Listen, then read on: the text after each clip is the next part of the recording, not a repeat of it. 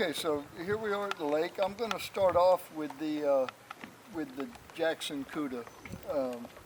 With it being a 14-foot long kayak, I'll check it and see how it does for tracking, and I can go ahead and tell you that this kayak is going to be a lot tippier than either of the other two. It's substantially narrower and has a much less weight capacity. So I'm not even going to try to lean out of it or see how far I can lean. I'll save that for the two wider kayaks, and we'll try this one out for its tracking and its ease of handling. Should track a lot better being a 14-foot kayak. Should be a little bit more difficult to turn also being a 14-foot kayak. So we've got a little bit of wind out here today. It's coming straight into the dock, and we'll get out here and I'll try moving around in it and see how we do, and I apologize in advance if there's any wind noise in the video. So let's go ahead and paddle out some and give this a try and see how it does.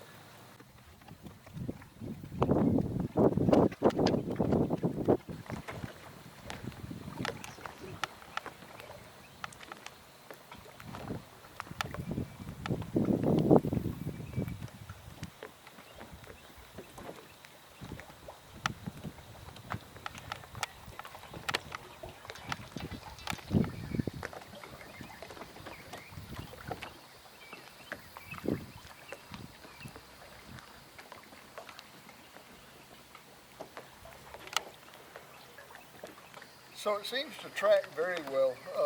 Paddling out, I was paddling into the wind and paddling straight into the wind when I stopped.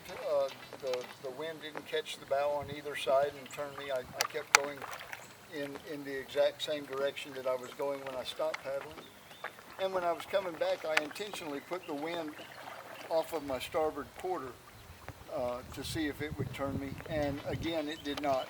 The bow stayed tracking exactly right toward where I was aiming at on the dock here, and I think that's a win for this kayak for the tracking. You know, it tracks exceptionally well.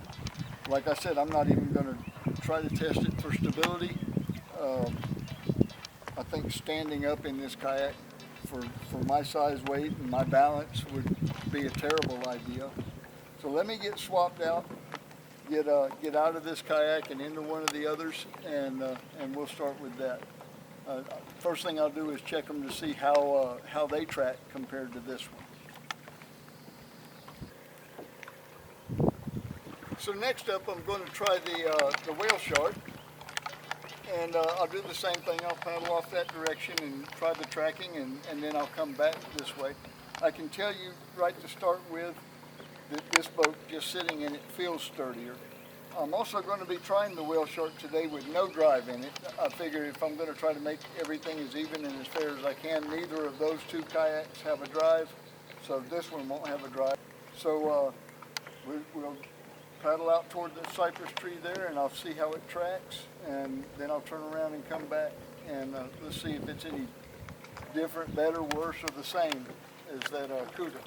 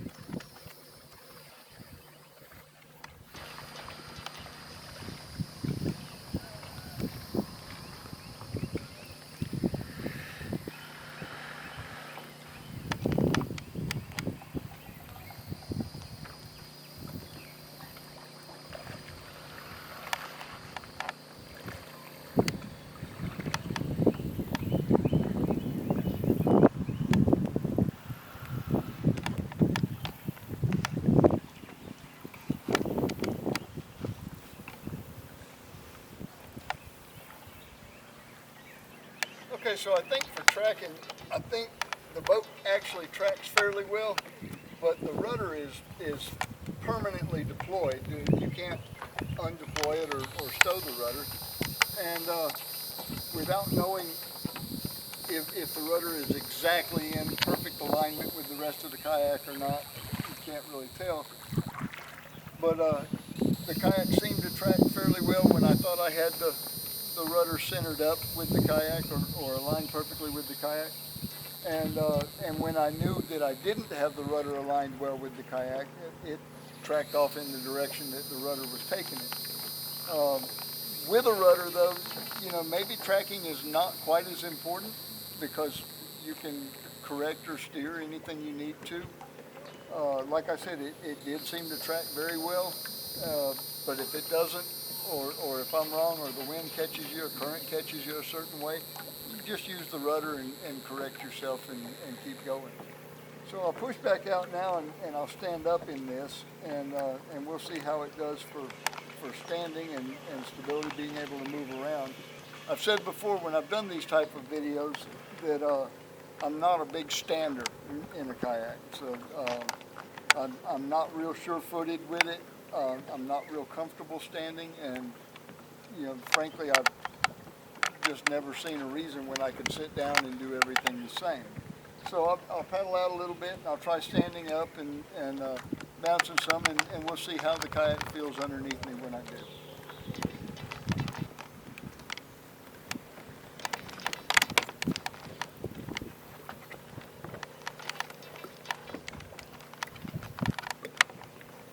So standing up was real easy. It doesn't feel that tippy. It'll take me a minute to get my sea legs underneath me, but it doesn't feel tippy. It feels fairly comfortable. I still don't see why I would feel the need to fish like this, but if I needed to stand up for whatever reason, obviously I can.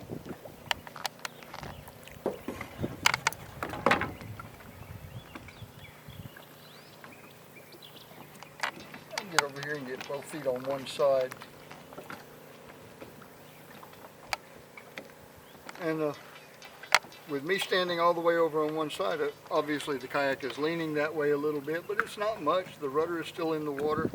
The keel of the bow is still in the water. We knew at 37.5 inches wide that it was going to be fairly stable, more so than any of my 34-inch wide boats.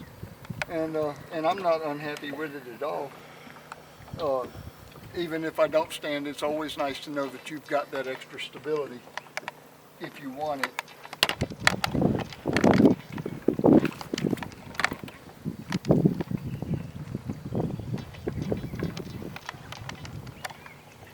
So let me get around and I'll swap this out for the Frontier. Now, on the Frontier, Mike tells me that he can stand all the way over on one side of the Frontier and it doesn't tip with him at all. And Mike's a pretty good sized fellow, so at 41 inches wide, we'll get it over here and we'll try the same thing with it and see. Okay, so now we're going to try the NuCanoe Frontier, and with it being a wider boat, I'm anxious to try the tracking and the stability out on it. But before I do, I also want to say that the seat on this boat is considerably higher than the seat on either of the other two kayaks. I don't feel like there's any loss of stability for it, but that's probably due to the increase in the width of the boat. Now, with this being a kayak canoe hybrid, I can tell you that there's a lot more of it, it seems like, is up out of the water. And the wind will catch, when I turn the side to the wind seems to catch it a lot quicker and move it a lot more. So again, I'll paddle out toward the cypress trees. We'll try the tracking, see how it does. This boat doesn't have a rudder. It's like the Cuda in that respect. Just paddling and trying it. This boat's got a very sharp bow. It should cut very nicely. It's a fast boat for its width. But let's give it a try and see what it does.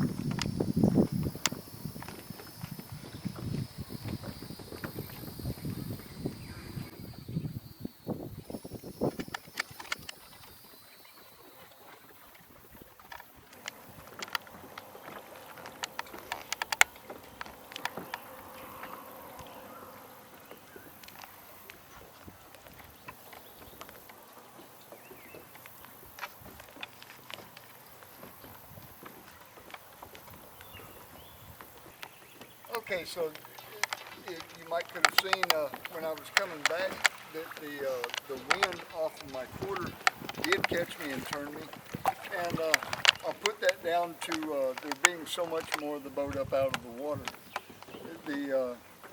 I don't see anything about the hull that should cause it to track poorly or anything other than straight. So I just got to think with that much boat being out of the water, when the wind got on that quarter, it just pushed it around and turned me. But where I think this boat is going to shine, though, is going to be the stability. So let's push it out a little bit and stand up some and see how it does.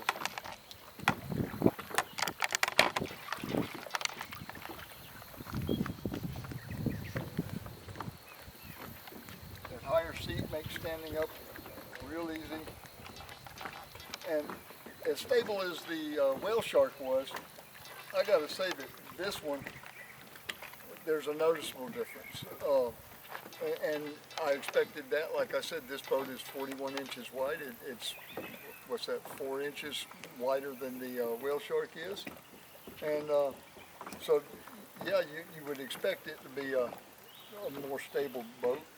But I mean, the difference is significant. You can feel it real well.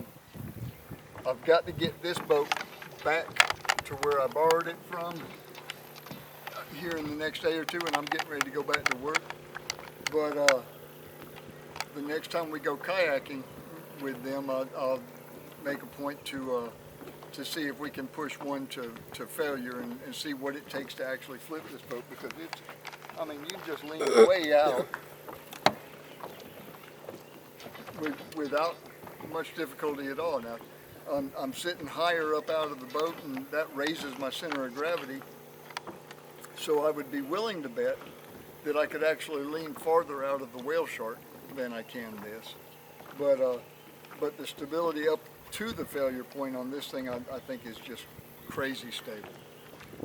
Again, you know, two of these boats are not mine. I don't want to wind up with a lot of water in the hull. They didn't have any water in the hull when I got them, and I don't want water in the hull when I take them back. So I'm not going to flip them over today.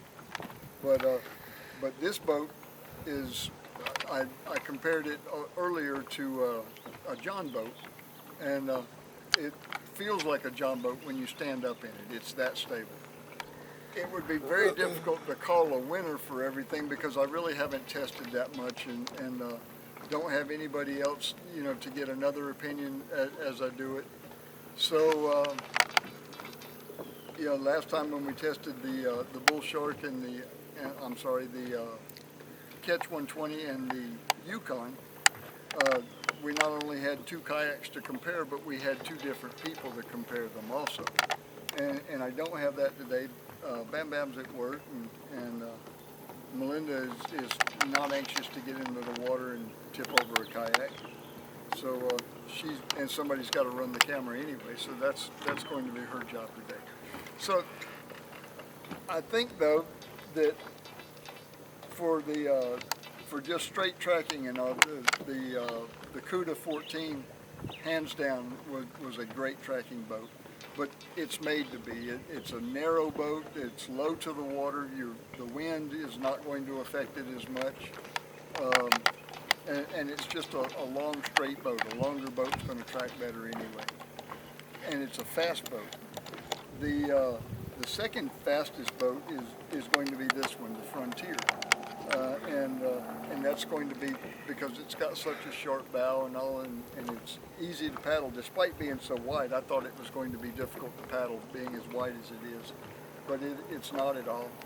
And so it's a quick boat also, but with so much of it sticking out of the water, the tracking is not as on point as it was with either the Cuda or the whale shark. And again, that's just because you've got so much side, it's just a big sail in the wind. And the whale shark, super stable boat, tracks well.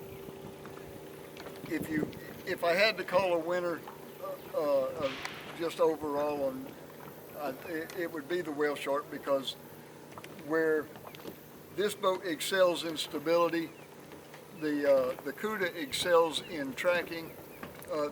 The whale shark doesn't beat either of them in those categories, or it doesn't beat the Cuda in tracking, and it doesn't beat the Frontier in stability, but it does track exceptionally well, and it is exceptionally stable.